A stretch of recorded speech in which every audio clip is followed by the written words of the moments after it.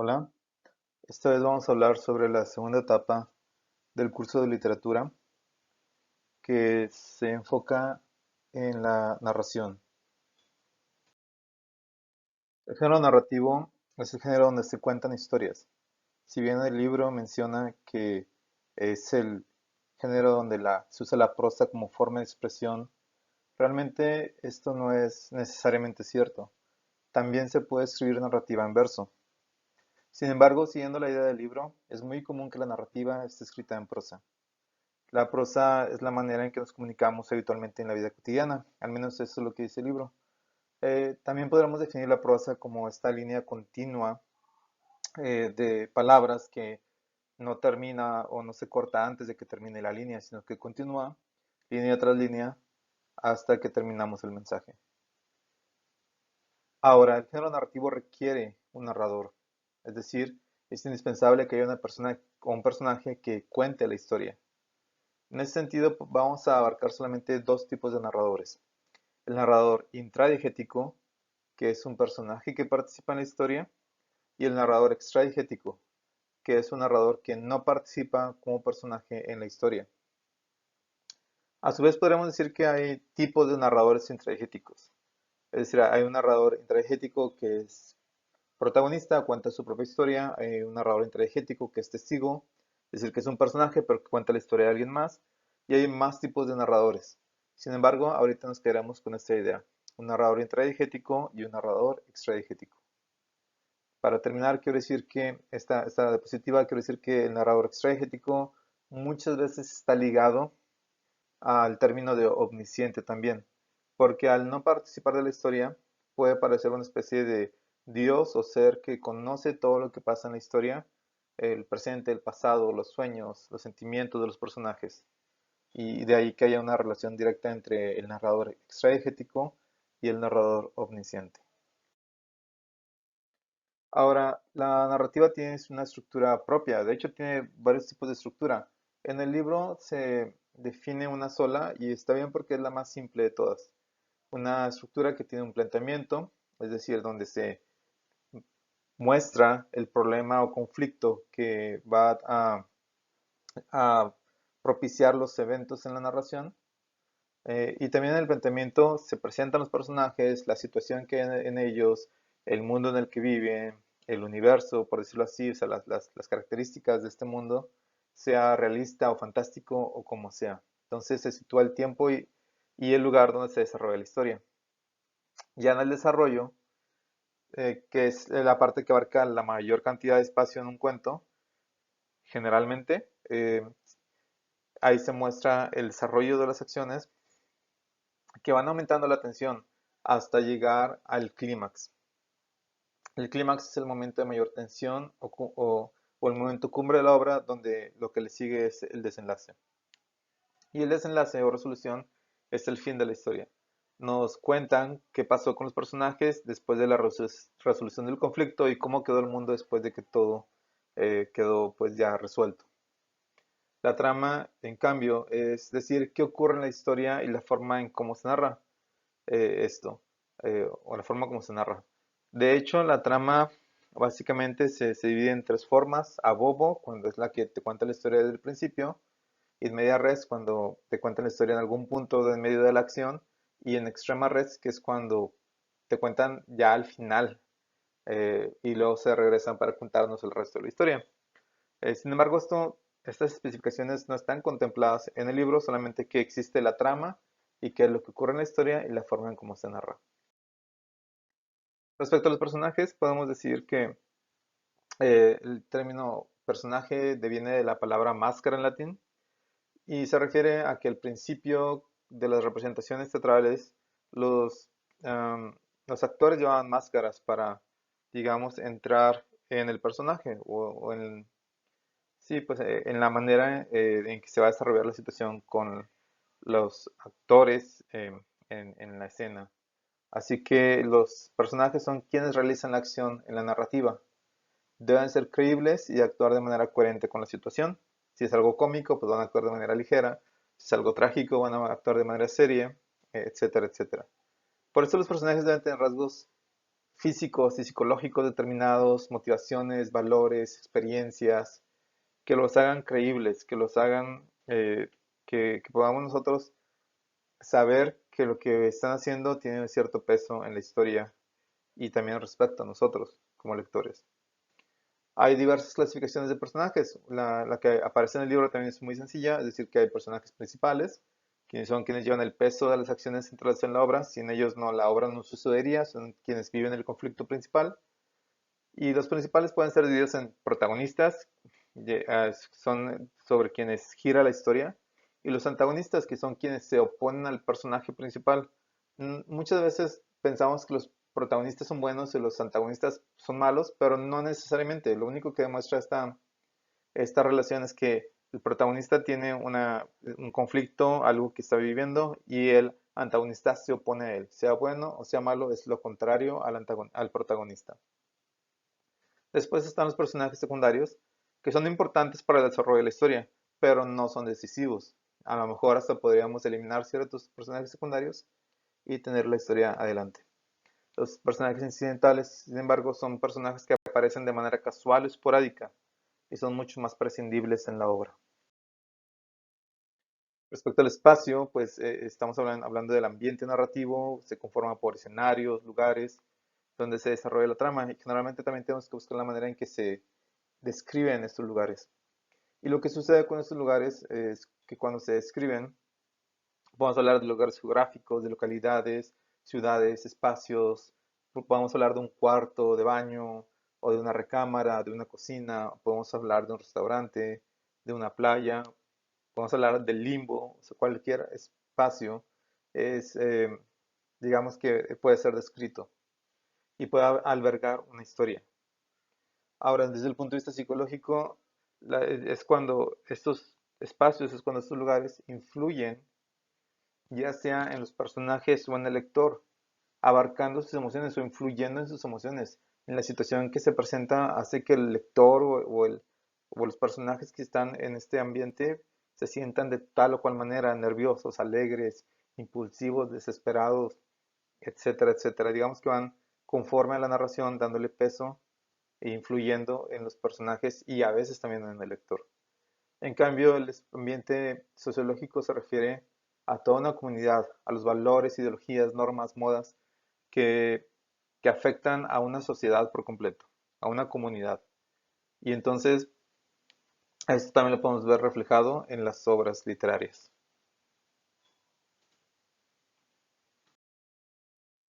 Ahora vamos a hablar del tiempo narrativo. Primero hablaremos de un tiempo interno, que es el que ocupan las acciones en llevar a cabo en el relato. Es decir, si un cuento empieza a las 9 de la mañana y termina a las 12 del día, de ese mismo día, ese tiempo interno fue de 3 horas. Si el cuento empieza un domingo y termina el miércoles, pues entonces duró 4 días más o menos. Si el cuento empieza en 1995 y termina en el año 2020, pues abarcó 25 años. Entonces, ese tiempo que abarcan las acciones es el tiempo interno. Ahora, entonces digamos que un cuento abarca 25 años, pero nosotros lo leímos en 2 horas. Hay una diferencia de tiempo enorme entre el tiempo que nosotros pasamos leyendo la historia y el tiempo que abarcó la historia. Bueno, a esta diferencia de tiempos se le llama asincronía. La asincronía es la diferencia entre el tiempo interno y el tiempo que le toma al lector leer la historia. Si la historia abarca 1 hora y nosotros nos tardamos 1 hora en leerla, pues entonces la sincronía es mínima. En cambio, con el ejemplo que di de los 25 años y las 2 horas, pues ahí la sincronía es muchísimo mayor, obviamente. También está el concepto de tiempo histórico, que es el año, la época en que se sitúa la historia. Entonces yo puedo a lo mejor escribir una historia que empiece, que abarque o que empiece en la Edad Media, ¿no? Una historia de detectives en el siglo XIV, como El nombre de la rosa, o una historia futurista, eh, y todo esto ubicarlas en estos diferentes tiempos es el tiempo histórico, dónde está ubicada la obra. Y bueno, otro apartado dentro del tiempo narrativo es la estructura que puede tener el tiempo narrativo. Aquí en el libro se mencionan solamente 3 ejemplos, realmente hay muchísimos, pero los 3 ejemplos que están aquí en el libro son muy básicos. Uno es el tratamiento lineal o cronológico, donde la narración tiene un orden específico de los acontecimientos, como su nombre lo dice, es totalmente cronológico, eh, es totalmente secuencial. En cambio está el tratamiento cíclico, que es cuando la historia termina en el mismo punto donde inició, dando una sensación de eternidad, dando una sensación de que se va a volver a repetir la historia por siempre, como si fuera un círculo sin principio ni fin, y de ahí el término cíclico. Y está una última estructura de tratamiento, que es el tiempo invertido, que se da cuando un relato empieza al final de la historia y luego te va contando hacia atrás la historia hasta llegar al principio. Un ejemplo de esto es Viaje de la Semilla, eh, pero obviamente pues hay varios más, ¿no? En cine está, por ejemplo, Memento de Christopher Nolan, que empieza al final de la historia y vamos descubriendo qué pasó hasta llegar al principio de la historia, que es nuestro final de la obra, aunque suena un poco revuelto. Y por último vamos a hablar de cuatro técnicas o figuras retóricas respecto al tiempo. La primera es la analepsis, que es una escena retrospectiva, es recordar algo que está en el pasado, es contar algo que sucedió hace tiempo, y también se le llama comúnmente flashback. Entonces es una estrategia muy muy utilizada. Pero algo mucho menos utilizado, pero que también es valioso, son las prolepsis, que son precisamente unas escenas prospectivas. De repente está la obra y te dicen qué va a pasar después, un adelantito, un flash forward. Ah, por ejemplo, 20 años después, frente al pelotón de fusilamiento, ¿no? Al inicio de 100 años de soledad, no recuerdo las frases exactas, pero te están diciendo, sabes que después va a pasar esto. Y entonces tú te puedes interesar por lo que va a suceder después de la historia y seguir adelante con ella. Está la elipsis, que son saltos en el tiempo u omisiones de acciones, o dicho de otra manera, porque son irrelevantes, porque no interesan, porque nos desenfocan, porque sabemos qué va a pasar, porque es algo común, etcétera, etcétera. Es súper común, o sea, siempre hay elipsis en las historias, porque no podemos contar absolutamente cada segundo, ni cada minuto, entonces elegimos qué tiempo se va a mostrar en una historia siempre. Y por último está ralenti, que es una especie de cámara lenta, donde se alarga el tiempo y se detiene la acción, a veces para aumentar el suspenso y a veces con otros fines, ¿no? De dramatismo, etcétera, etcétera. Y bueno, estos fueron, digamos, los elementos o las características de la narrativa. Vamos a hablar ahora un poco de sociedad y literatura. Tenemos que comprender que el autor siempre interpreta su época cuando escribe una historia. Los acontecimientos históricos, los valores, las normas morales, sociales, la idea de justicia, la concepción del amor, no sé, muchísimas cosas. Él las está absorbiendo de la cultura en la que vive, de la sociedad en la que vive, y por ende las va a exponer en sus obras. Él no puede poner una visión que no sea la propia porque, como siempre lo digo, nosotros somos como que hijos de nuestro tiempo. Nosotros pensamos lo que pensamos porque vivimos en esta época, en este lugar. Si viviéramos en otra época o en otro lugar, pensaríamos algo diferente. Así que la ideología del autor, su perspectiva de la sociedad y de sí mismo surge de la sociedad en la que vive. Todo ello lo que provoca es que la literatura sea un espejo de la época y por eso cada ciclo de obras literarias en diferentes tiempos manifiestan cómo eran las épocas o el pensamiento de la época que están reflejando. Pero además nosotros como lectores reinterpretamos lo que escribió el autor de acuerdo con nuestro propio contexto, con nuestra propia sociedad, nuestro propio mundo, nuestra propia ideología, que nace de ser personas que vivimos en tiempos y sociedades y lugares diferentes. Entonces tenemos nuestros propios contextos ideológicos, políticos, sociales y culturales. Y hay que comprender esa diferencia. Tenemos que no podemos, no sé, ridiculizar a una obra o criticar una obra porque tiene un pensamiento diferente del nuestro. Pues claro, porque viven en una sociedad diferente de la nuestra.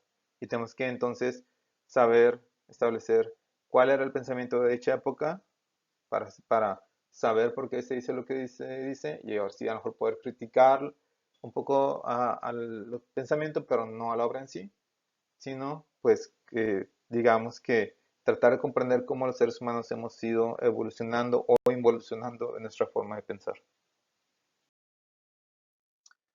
Y por último vamos a ver los subgéneros narrativos. Vamos a empezar con el cuento. El cuento es una narración breve. Eso creo que es lo más importante que hay que decir. Ahora, esta narración breve muchas veces presenta hechos fantásticos o reales, o una mezcla de estos. Es decir, ahí no importa tanto si es totalmente fantástico o no, lo que importa es que intenta reflejar la realidad cargándose de sentido. Los primeros cuentos tienen su origen en la oralidad, como casi toda la literatura, pero pues obviamente fueron cambiando con el paso del tiempo. Hay una larga tradición cuentística que abarca muchísimo, muchísimo tiempo.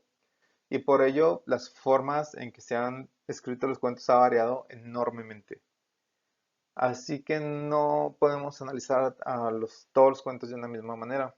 Tenemos que comprender otra vez de dónde vienen y cómo han sido escritos para poder darles cierto valor. Así que tenemos que utilizar diversas estrategias, como investigar sobre el autor, sobre la época, sobre el contexto político, filosófico, religioso, sobre las otras obras del autor, cuál es su mensaje, cómo cambió su manera de pensar o no cambió, etcétera, etcétera, para poder comprender mejor la obra analizada. El segundo subgénero es el mito. El mito también deviene de la oralidad, obviamente. eh, e intenta explicar el origen de la naturaleza o de ciertos aspectos de la civilización a través de sucesos o historias que tienen contenido no lógico o contenido extraordinario. Con esto me refiero a que de repente van a introducir elementos no científicos, ¿no? O sea, van a integrarse dioses, van a integrarse cuestiones fantásticas que que son formas que tenía el ser humano en ese momento de explicar las cosas. Digamos que hoy en día ya no se producen tantos mitos porque en lugar de eso están las ciencias y otras formas de conocimiento. Y por eso lo que quiero decir es que el mito no necesariamente es una mentira, sino es una explicación no lógica, es una explicación a partir de otro modelo diferente a lo científico. Así que hay mitos de diferentes tipos, hay mitos teogónicos que explican el origen de los dioses y las divinidades, mitos cosmogónicos que explican el origen del mundo o de ciertos elementos del universo, el sol, la luna, las estrellas. Hay mitos etiológicos que hablan del surgimiento de un elemento de la naturaleza, generalmente ya un poco más aquí en la Tierra, el fuego, el agua, el maíz. Están los mitos escatológicos que hablan de qué pasa después de la muerte, después de que los seres humanos morimos. Está el mito moral, que obviamente habla sobre esta lucha entre el bien y el mal, la oscuridad, la claridad y otras dicotomías en ese sentido. Y los antropogónicos, que cuentan el origen del ser humano. También está la leyenda en este ámbito, como una narración oral que está fuertemente ligada a la memoria histórica y a la cultura de cada pueblo. Generalmente en las leyendas lo que sucede es que mezclan la realidad con elementos fantásticos. Y esto lo hacen con una finalidad didáctica. Quieren que nosotros aprendamos cómo comportarnos en sociedad, de qué cosas tenemos que tener cuidado, qué debemos fomentar y buscar. Entonces, digamos que fomentan el buen comportamiento del ser humano. Algunos ejemplos claros son La Llorona, que tiene que ver con esta relación entre padres e hijos, los milagros de Nuestra Señora, que muchas veces se leían en las iglesias, o la muleta de Córdoba, ¿no? Ahora, hoy en día también existen leyendas urbanas, las cuales son relatos contemporáneos que mezclan también lo fantástico con la realidad. Pero la finalidad aquí no es tanto instruir pedagógicamente, sino alertar sobre peligros que corremos en la sociedad actual todavía o criticar algunos elementos de la misma. Por ejemplo, está esta leyenda urbana, ¿no? De que si vas a un antro y alguien te ofrece algo de beber y lo aceptas, luego puedes amanecer al día siguiente en una tina, sin un riñón o sin algún órgano y con una bolsa de hielo, ¿no? Sobre tu herida. Aquí hay un elemento real y de peligro que es pues aceptar bebidas de desconocidos, ¿no? Que realmente pueden tener sustancias que nos pueden dañar. Pero está esto fantástico, ¿no? De despertar al día siguiente sin un elemento del cuerpo como si nada, ¿no? Por decirlo así, entre comillas. Así que están los tres elementos, lo fantástico, lo real y la prevención sobre algo. A veces hay leyendas urbanas que no tratan sobre prevención, sino alguna crítica, ¿no? A modelos de las personas, ¿no? Em, en fin, o por cuestiones populares. También está la fábula, que es un texto didáctico en sí, busca dejar una enseñanza en un principio, una moraleja, un consejo de carácter moral. Las primeras fábulas hacían esto mucho, aunque cabe señalar que actualmente las fábulas que se realizan en estos días, las fábulas posmodernas, no buscan tampoco tanto enseñar, sino criticar muchas veces. pero bueno, las tradicionales tienen este carácter didáctico y tratan de seres humanos o animales, objetos que son antropomorfizados, es decir, que les dan características del ser humano. Así puede haber una piedra que hable, o puede haber un grillo que sea la conciencia, bueno, que sea trabajador y que hable con otros animales, con otros insectos. Y todos estos es porque al final quieren reflejar otra vez un elemento de la humanidad. El narrador suele ser extradigético y hay algunos casos representativos como Esopo, Fedro, Jean de La Fontaine o Félix María Samaniego, entre muchos otros a lo largo de la historia de la humanidad o a lo largo de la historia de la literatura. Por último, vamos a hablar de la novela. La novela es una narración extensa en prosa, generalmente, pero extensa, que desarrolla, por lo tanto, acciones en muchos sentidos. Puede haber una historia principal y muchas historias secundarias girando en torno de esa historia principal. Pueden ser historias totalmente desligadas, pero que tengan un elemento que les dé sentidos a todas para que formen parte de una unidad mayor. Y generalmente la novela también se basa en la verosimilitud y en el desarrollo de personajes. Cuando hablamos de verosimilitud, no estamos diciendo que vamos a hablar de cosas realistas, sino de que estamos hablando de cosas coherentes en el universo planteado. Solamente estamos hablando de eso. Entonces puede haber una novela de un viaje al espacio, con viajes en el tiempo y todo, y a lo mejor no lo tenemos ahorita, pero en ese universo se plantean acciones que son verosímiles, coherentes con lo que está pasando con las características del universo planteado. Y bueno, también tiene una historia larguísima las novelas. Algunos lo datan desde el siglo XIII, con el cuento del Grial, otros desde el Quijote de Cervantes, el siglo XVII, en fin. Tiene una diversidad de formas, estructuras, temas, porque es muy amplia, es un subgénero muy versátil. Hoy en día, la mayoría de las novelas contemporáneas piden que el lector juegue un papel activo, porque en general pueden tener finales abiertos o pueden tener muchas campos o lecturas de interpretación que nosotros podemos tomar. Y aún desde las 10, a veces ni siquiera sabemos qué está pasando, o podemos nosotros crear en nuestra mente qué está pasando, aunque no esté tan claro en la obra en sí. Pero además de eso, obviamente hay temas, hay tesis, hay asuntos de los que habla el autor que nosotros tenemos que comprender y tenemos que asimilar también para que esto tenga sentido. Y bueno, este es en general la teoría de la segunda unidad. Recuerden que el examen debería abarcar tanto la teoría de la primera unidad como esta segunda teoría, así que hay que estudiarla toda. Muchas gracias por su atención.